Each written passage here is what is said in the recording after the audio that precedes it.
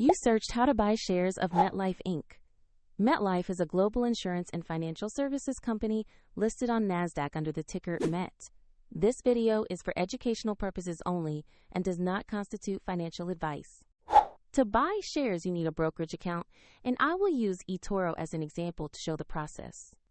After registering, you will need to verify your account with an ID and add funds before placing a trade. Use the platform search field and type the ticker MET to find Metlife Inc.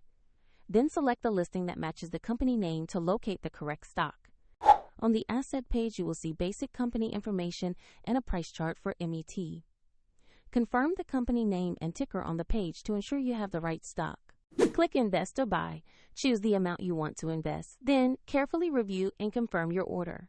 If the market is closed, your order may execute when it reopens. And if you have insufficient funds, the platform will prompt you to add money before confirming.